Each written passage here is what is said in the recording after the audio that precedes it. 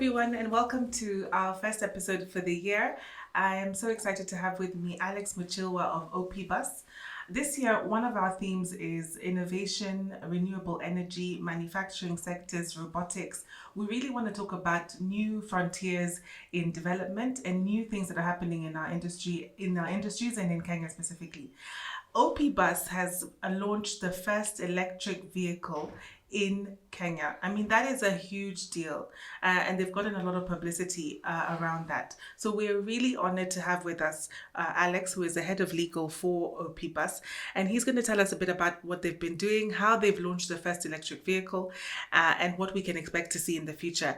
And this is a huge step for us. And welcome, Alex. Thank you so much. Thank you so much for being on this podcast. I mean, it is a great achievement to have launched the first electric vehicle, and it's a bus. Yes. And it's a mass transit vehicle. Yes.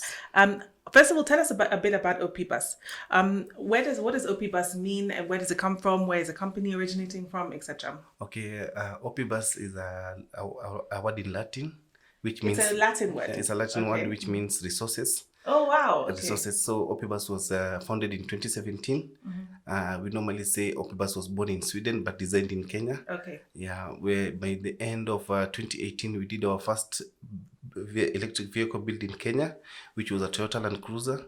And from there it's been a journey doing vehicles after vehicles and even motorcycles. And now the team has grown. We started with a team of 40. Now we are almost 120 people on board. Okay. We're expanding every day. Okay, that's amazing. And you're not only manufacturing, but you're assembling and launching it in Kenya. Yeah. Why did Opibus decide to Kenya as a specific jurisdiction for launching these electric vehicles? You see, Kenya is a significant market for growth. So many people look with our location, geographical location, it works more to our advantage. Yeah. Launching, doing this great innovative, because it will easily spread to our neighbors in East Africa, then move up to the sub-Saharan Africa. So Kenya was a strategic point to start with. Amazing. Yeah. Amazing. Yeah. And so I understand. I mean, I don't really understand the mechanics of it, but there are two processes. Number one is converting already existing buses into electric vehicles, and then at the same time manufacturing electric vehicles. How do you do the conversion from a diesel or an engine type car or vehicle into an electric vehicle? So if I start with the Land Cruiser that we've already converted, we first take the car and assess the car. We assess the chassis and the suspension. If we see if the chassis are still strong and there's no any crack in the chassis, then the second step is to remove the ICE parts, remove the engine, remove the gearbox, and remove the fuel tank. Then replace all that with our electric drivetrain, and you're ready to go. So is it a battery operated electric? Yes, it's a battery operated. We put our battery packs to balance the car. Yeah. So where the fuel tank was, we put a set of batteries there. Yeah. Where the engine was, we put Another set of batteries and our BMS controller. So the car is purely 100% electric. Okay. Yeah. And so how far can an electric vehicle take you? You know, I'm assuming it has to be charged. How far can it go? Can it go to Kisumu and back? Yeah, for the safari vehicles that we've converted, the minimum range it can go is around 250 kilometers. How far is that? I don't know. 250 kilometers is somewhere past Nakuru. Nakuru, okay. Past Nakuru, then you can recharge again. Okay. If you're going to Mombasa, it's somewhere near Mtitwande, Voi there. Okay. You can charge again. And are there charging points at those places, or how are you expecting it to work, especially for mass transit vehicles, which are going to go a long way? Yeah, that's an interesting question, because for starting April this year, we want to start a pilot project of around 10 buses, Nairobi-Thika Highway, Nairobi-Thika route. Yeah. And as we are speaking now, we're installing a charging station in Thika. Okay. We're going to also install another one in Juja and the one in CBD. Yeah. The one in Thika is already approved. The county government has already approved. And for the Nairobi one, we're still working on the approvals from the NMS so that we can install. So the first public charging infrastructure will be in Thika, Juja, and CBD. So all of the main points that you need in order to get you from Thika. Because the first buses will be routing from Thika to Nairobi, because it's the route that we've already done survey on, and we see most drivers do around 360 kilometers. So that's where we are going to we're going to increase our capacity, or maintain what we have right now. What you have right now. Yeah. And also just in terms of speed, there is no limit as to how fast you can go. It just depends on how you can charge it, right? No, the speed, we control the speed. Oh, really? We have our controller, because we have our controller. We control it, as in, we see the laws of Kenya demand that any public service vehicle goes at around 80, right? 80. So we put we cap our speed at 80. So you cap it within the vehicle itself? Yes, within the vehicle itself. So we don't need to put in the speed governors. Yeah. I mean, obviously, the concept of electric vehicles and that kind of machinery is to save on carbon emissions. Yes. And that is a huge goal, 2030 goal for us in Kenya as well. So it's part of the vision. Who is your target market for this? Is it commercials or commercial vehicling, or is it private as well? Where will you move to? Okay, initially we were working where we were doing the B2B business deals, so because of the financial support to the customers. But going forward, we want to look more into the public sector, the public transport sector. Public transport sector, because we are already in talks with Namata. We are going to. Who is Namata?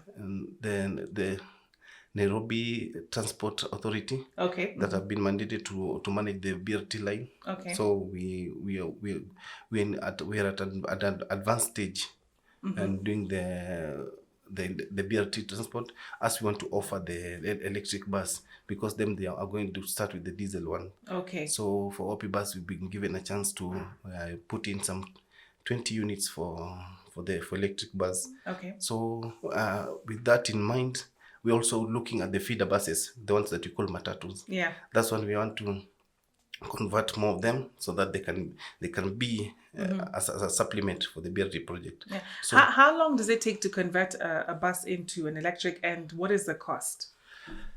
A conversion, once everything is in place and correct, the vehicle the sizing has been done, it takes around 2 to 3 days. I mean, that's quite fast. Yes. Okay. We have everything in place. Okay. They just bring in the bus, remove the engine, remove the IC parts, then install the driving system, the electric drive system. Then if the body needs some repair, we do the repair. It's an in-house thing. So it's all done. Where is your factory? At Embakasi. Okay, just cool. behind Atlas Copco. And what is the cost of a matatu or a bus to a company? An electric one. A 51-seater conversion will cost you around 4 million. Okay. With a return on investment of 2 years. Oh, wow. Okay. Yeah, all right. So 4 million shillings and then a return on investment within 2 years. Yes. Okay. I mean, it sounds plausible, and it sounds very, renewable. That's the right word. In that you've already cut the cost of the maintenance for that vehicle. Correct. The only moving part in that vehicle is the motor. Okay. So you only be replacing the tires and a few suspension things in the vehicle. But for the electric vehicle, you'll be doing around 12 shillings or 11 shillings per kilometer. Wow. That's a significant save compared to the diesel ones, which they are doing around 30 shillings per kilometer now. Wow. So that's halving the cost. Yes. Okay. All right. And is it anticipated that there will be a cost for charging for the electricity? Definitely, yes. How much is that cost? We are in talks with the Energy Regulation Authority on to give the electric vehicle users a special tariff for the electricity to charge the vehicles, so that it makes sense where you should migrate from IC and come to electric. So for now, we were proposing to have around 6 shillings per kilowatt hour, so that we can the bus people can have significant save on that. But it's something that is the discussion is at an advanced stage, and all will be well. Oh, and will the charging ports be owned privately, or will they be owned by the counties, specific counties where they are? For a start, it will be owned privately. Okay, so you will own the ports. We will own the ports, and with all our customers who are using the electric vehicles, they'll have the cards to recharge. Then we load the cards. Then once you charge, it will be deducted from the cards. Sorry, you're talking about a card. Is it a card? RFID card. Oh, just explain that. Sorry. Okay, it just work like a credit card. Once you buy an electric vehicle from us, we have a plan to top up your card with the amount. Let's say if you put in 10,000 shillings in that card, then every time you charge, you just tap in and it deducts the amount. Oh, it's a top-up card. It's a top-up but card. The charging port connects directly into the actual car itself. Yes, okay. yes. Sorry, I thought that you were saying that there's a card that goes into the... No, okay, all right, never mind. But does Kenya have enough electricity to support this? Because we're already importing electricity in this country. Yeah. So how are we going to then, have enough electricity to support this market as well? In Kenya, the electricity that's being generated right now is more than demand. So with the electric vehicles coming in, there'll be a lot of savings, because putting in mind that at night there's so much electricity that goes to waste. It's produced and it's never used. So we are coming in to utilize that electricity. Okay. So there's enough electricity to support e-mobility in Kenya. There's no need to worry. I like that term, e-mobility, so electric mobility. Yeah. All right, okay, fine.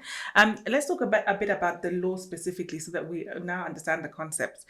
In terms of incentives that have been provided in order for electric vehicles to be on roads in Kenya, what are you guided by at the moment?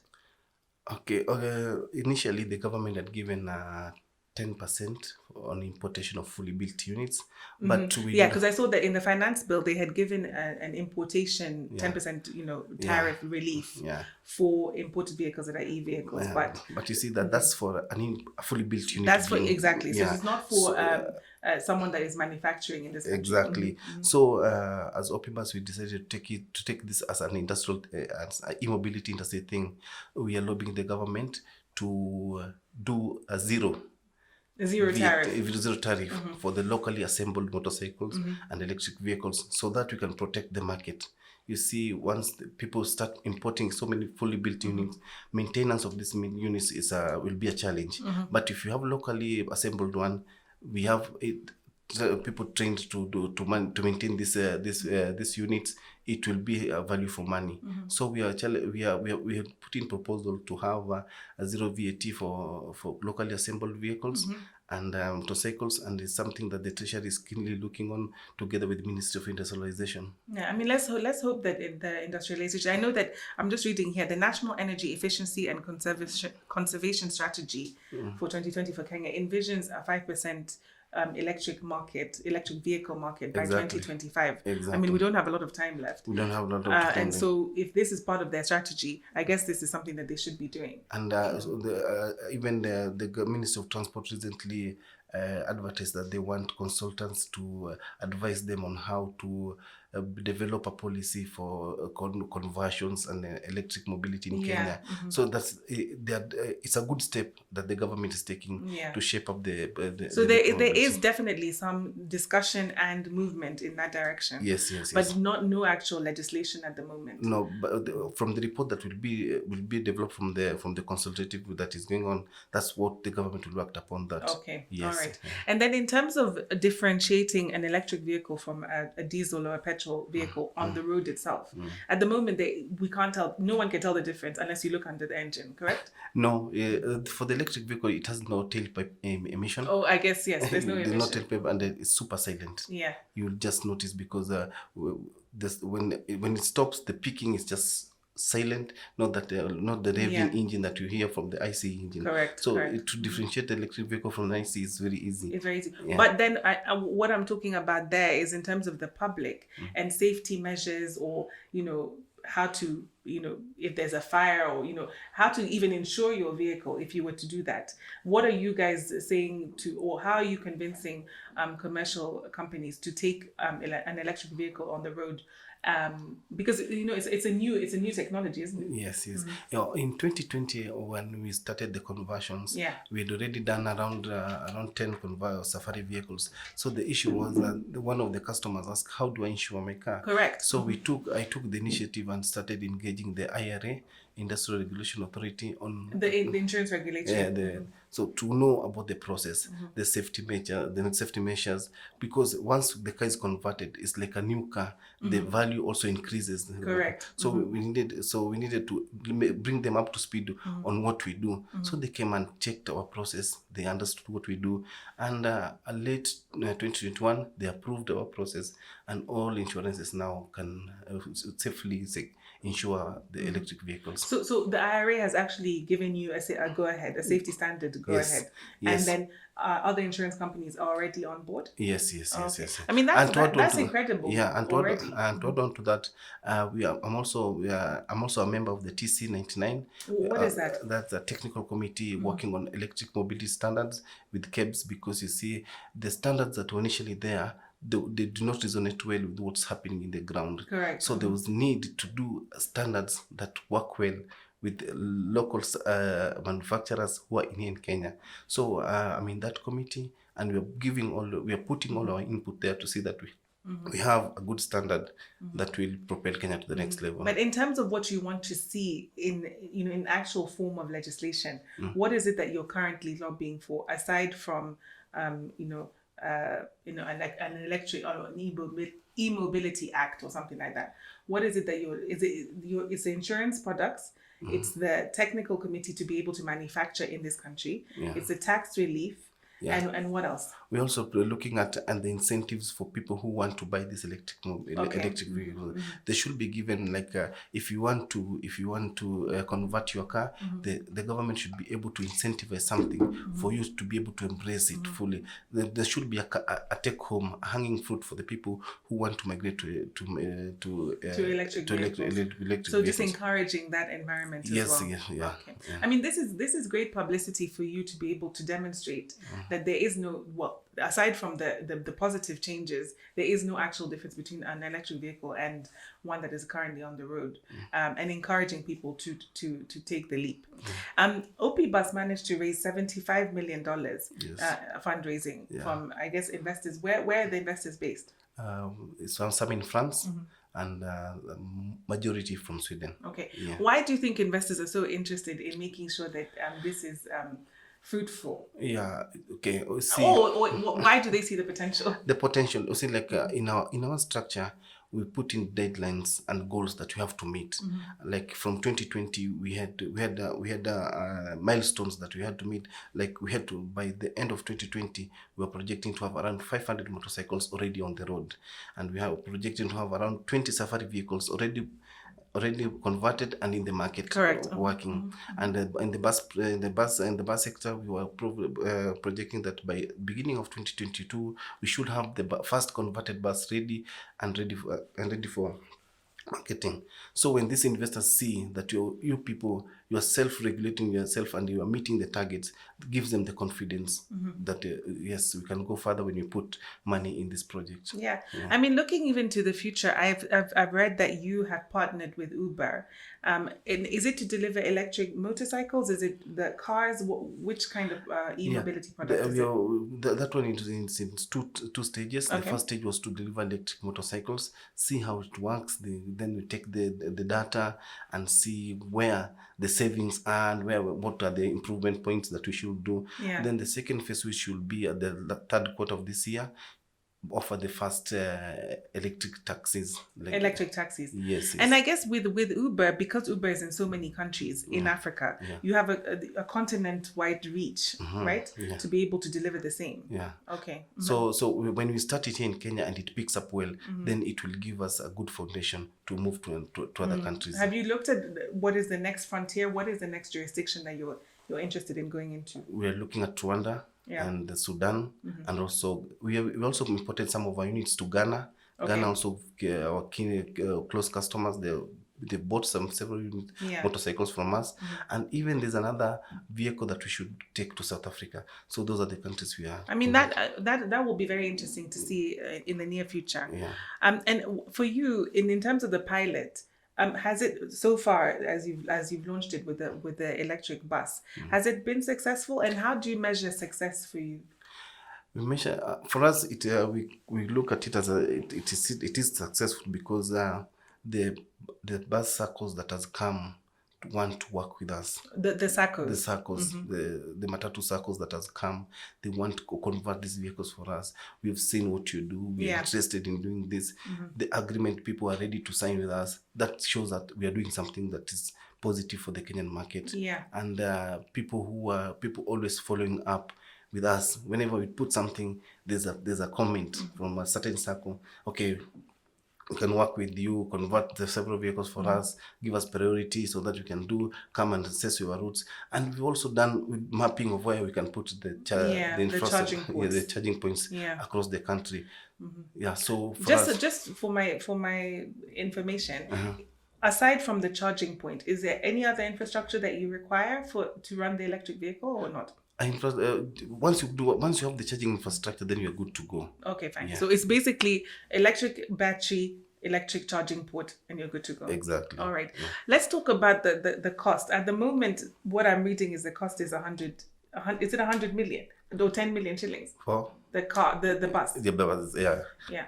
So how are you going to bring down that cost in order to make it feasible for those circles and those matatus to be able to invest? You see, in everything you do, research and development is always an expensive affair. Yeah. So for the pilot project, the buses were a bit expensive because of the R&D that was involved, and being a new thing, we had to put everything to perfection.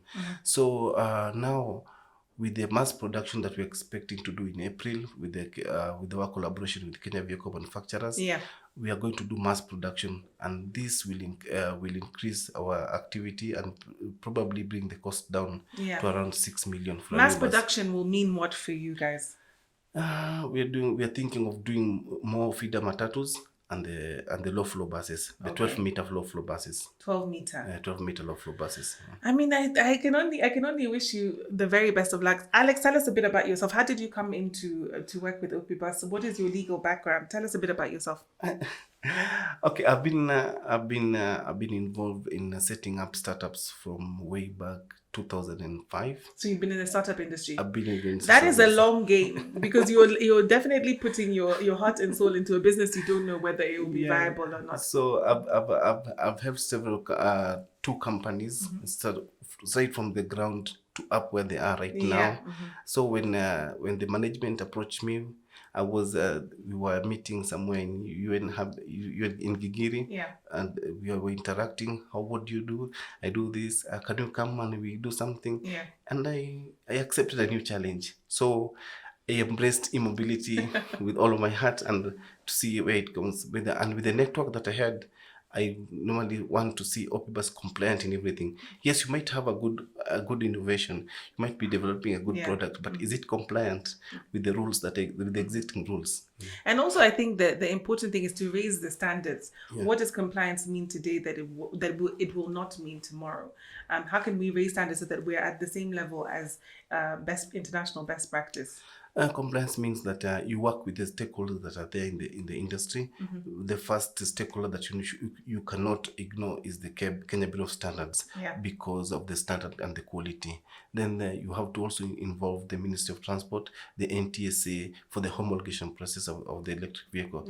With these people behind you, then you are ready to put your product on the Well, I'm glad. I think it's a good thing that we're open to new technologies, and also that you've had the support that you've had. Yes. And we wish you all the best of luck, and we want to see how you develop in this space. Thank you very much, Alex, for joining us on this podcast. Everyone, it's been the first podcast of the year. I'm so glad to have had Alex and Opibus with us, and I hope we've all learned something. See you next month.